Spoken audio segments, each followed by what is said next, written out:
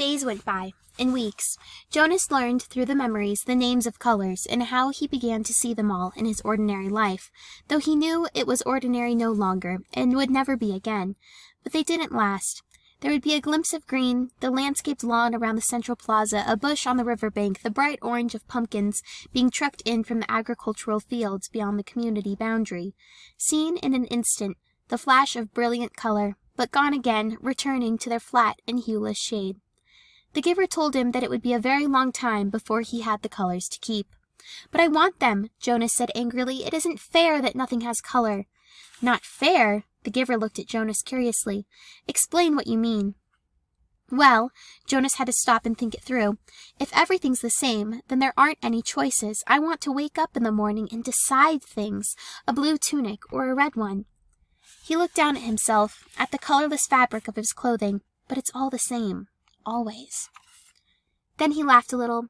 "I know it's not important, what you wear. It doesn't matter, but—" "It's the choosing that's important, isn't it?" the giver asked him. Jonas nodded.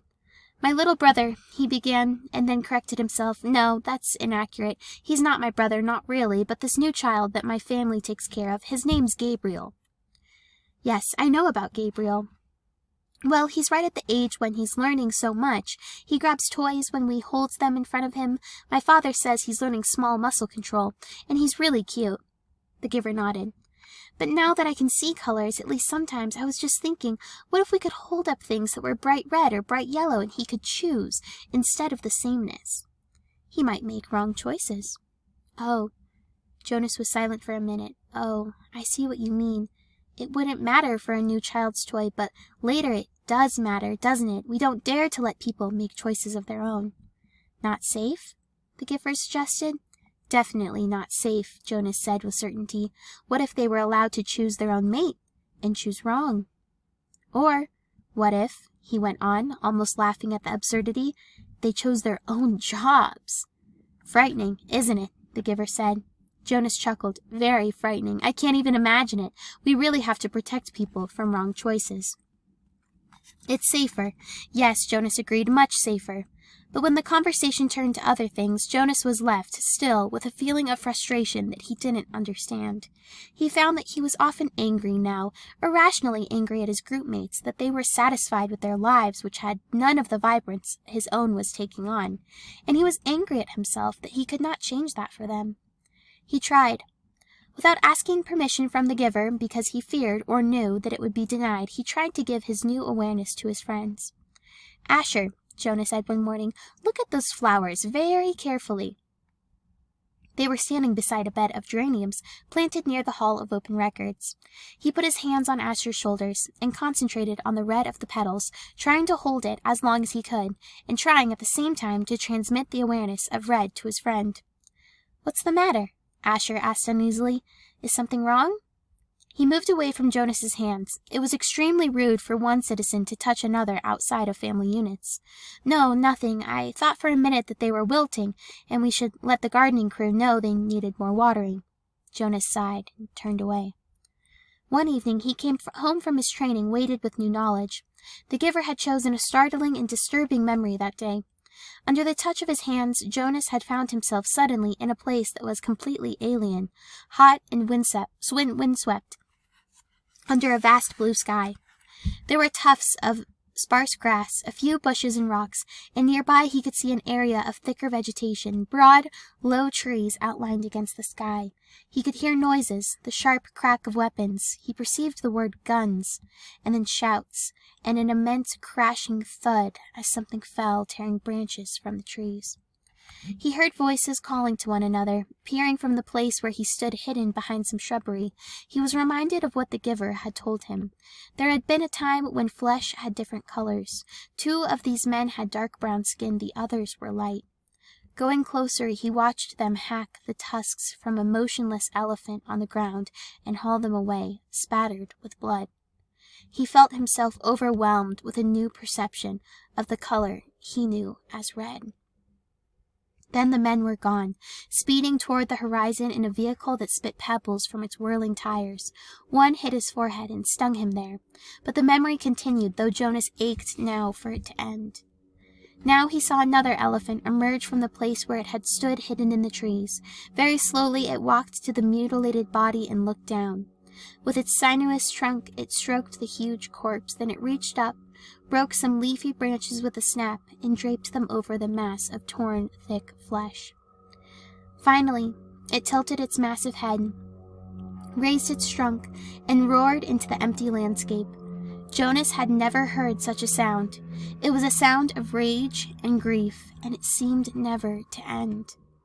He could still hear it when he opened his eyes and lay anguished on the bed where he received the memories. It continued to roar into his consciousness as he pedaled slowly home. "Lily," he asked that evening when his sister took her comfort object, the stuffed elephant, from the shelf, "did you know that once there really were elephants? Live ones?" She glanced down at the ragged comfort object and grinned. "Right," she said skeptically. "Sure, Jonas." Jonas went and sat beside them, while his father untied Lily's hair ribbons and combed her hair. He placed one hand on each of their shoulders. With all of his being he tried to give each of them a piece of the memory, not of the tortured cry of the elephant, but of the being of the elephant, of the towering, immense creature, and the meticulous touch with which it had tended its friend at the end. But his father had continued to comb Lily's long hair, and Lily, impatient, had finally wiggled under her brother's touch. "Jonas," she said, "you're hurting me with your hand." "I apologize for hurting you, Lily," Jonas mumbled, and took his hand away. "Accept your apology," Lily responded indifferently, stroking the lifeless elephant. "Giver," Jonas asked once, as they prepared for the day's work, "don't you have a spouse? Aren't you allowed to apply for one?"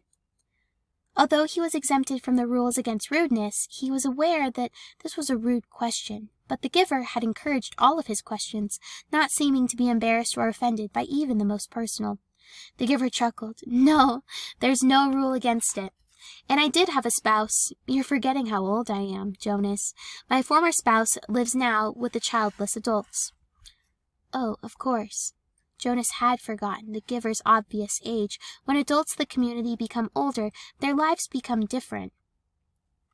They were no longer needed to create family units. Jonas's own parents, when he and Lily were grown, would go to live with the childless adults.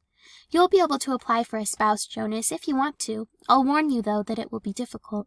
Your living arrangements will have to be different from those of most family units because the books are forbidden to citizens. You and I are the only ones with access to the books." Jonas glanced around at the astonishing array of volumes. From time to time now he could see their colors.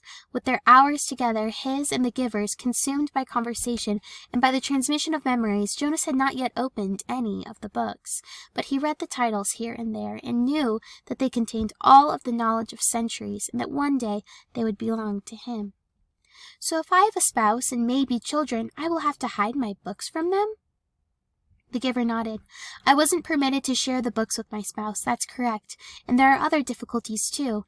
You remember the rule that says the new receiver can't talk about his training?" Jonas nodded. Of course he remembered. It had turned out by far to be the most frustrating of the rules he was required to obey. "When you become the official receiver, when we're finished here, you'll be given a whole new set of rules. Those are the rules that I obey, and it won't surprise you that I'm forbidden to talk about my work to anyone except the new receiver. That's you, of course. So there will be a whole part of your life which you won't be able to share with a family? It's hard, Jonas. It was hard for me. You do understand, don't you, that this is my life? The memories?" Jonas nodded again, but he was puzzled. Didn't life consist of the things you did each day? There wasn't anything else, really. "I've seen you taking walks," he said. The giver sighed. "I walk, I eat at mealtime, and when I am called by the committee of elders, I appear before them to give them counsel and advice." "Do you advise them often?" Jonas was a little frightened at the thought that one day he would be the one to advise the ruling body. But the giver said no, rarely, only when they are faced with something that they have not experienced before. Then they call upon me to use the memories and advise them. But it very seldom happens. Sometimes I wish they'd ask for my wisdom more often. There are so many things I could tell them, things I wish I would change. But they don't want change. Life here is so orderly, so predictable, so painless. It's what they've chosen. I don't know why they even need a receiver then, if they never call upon him, Jonas commented. They need me, and you, the giver said, but didn't explain. They were reminded of that 10 years ago. What happened 10 years ago? Jonas asked. Oh, I know, you tried to train a successor and it failed. Why? Why did that remind them? The giver smiled grimly. When the new receiver failed, the memories that she had received were released. They didn't come back to me. They went. He paused and seemed to be struggling with the concept. I don't know exactly. They went to the place where memories once existed before receivers were created. Someplace out there. He gestured vaguely with his arm. And then the people had access to them. Apparently that's the way it was once. Everyone had access to memories. It was chaos, he said. They really suffered for a while. Finally, it subsided as the memories were assimilated, but it certainly made them aware of how they need a receiver to contain all that pain and knowledge. But you have to suffer like that all the time, Jonas pointed out. The giver nodded. And you will. It's my life. It will be yours. Jonas thought about it, about what it would be like for him, along with walking and eating, and he looked around the wall of books. Reading? That's it? The giver shook his head. Those are simply the things that I do. My life is here. In this room? The giver shook his head. He put his hands to his own face, to his chest. No, here, in my being, where the memories are. My instructors in science and technology have taught us about how the brain works, Jonas told him eagerly. It's full of electrical impulses. It's like a computer. If you stimulate one part of the brain with an electrode, He stopped talking. He could see an odd look on the giver's face. They know nothing, the giver said bitterly. Jonas was shocked. Since the first day in the annex room, they had together disregarded the rules about rudeness, and Jonas felt comfortable with that now. But this was different, and far beyond rude. There was a terrible accusation. What if someone had heard? He glanced quickly at the wall speaker, terrified that the committee might be listening, as they could at any time. But, as always during their sessions together, the switch had been turned to off. Nothing? Jonas whispered nervously. But my instructors. The giver flicked his hand as if brushing something aside. Oh, your instructors are well trained. They know their scientific facts. Everyone is well trained for his job. It's just that without the memories, it's all meaningless. They gave that burden to me, and to the previous receiver, and the one before him. And back, and back, and back, Jonas said, knowing the phrase that always came. The giver smiled, though his smile was oddly harsh. That's right, and next it will be you. A great honor.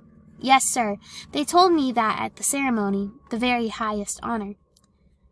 Some afternoons the giver sent him away without training. Jonas knew on those days when he arrived to find the giver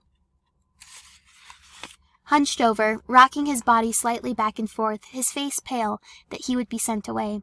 Go, the giver would tell him tensely. I'm in pain today. Come back tomorrow. On those days, worried and disappointed, Jonas would walk alone beside the river. The paths were empty of people except for the few delivery crews and landscape workers here and there. Small children were all at the childcare center after school, and the older ones were busy with volunteer hours or training. By himself, he tested his own developing memory. He watched the landscape for glimpses of the green that he knew was embedded in the shrubbery. When it came flickering into his consciousness, he focused upon it, keeping it there, darkening it, holding it in his vision as long as possible until his head hurt and he let it fade away. He stared at the flat, colorless sky, bringing blue from it, and remembered sunshine until finally, for an instant, he could feel warmth. He stood at the foot of the bridge that spans the river, the bridge that citizens were allowed to cross only on official business.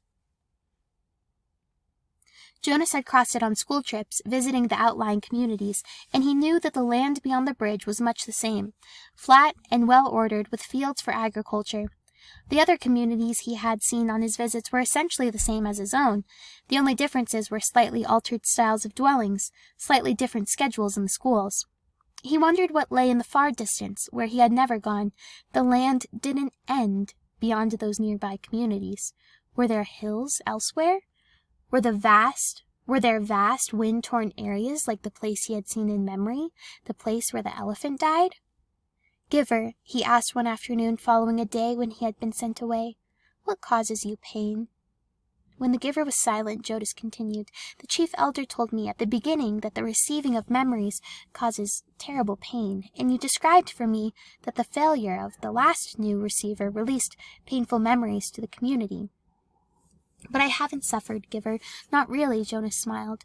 "Oh, I remember the sunburn you gave me on that first day, but that wasn't so terrible. What is it that makes you suffer so much? If you gave some of it to me, maybe your pain would be less." The giver nodded. "Lie down," he said. "It's time, I suppose. I can't shield you forever. You'll have to take it all on eventually. Let me think," he went on, when Jonas was on the bed, waiting, a little fearful. "All right," the giver said after a moment. "I've decided. We'll start with something familiar. Let's go once again to a hill and a sled." He placed his hands on Jonas's back.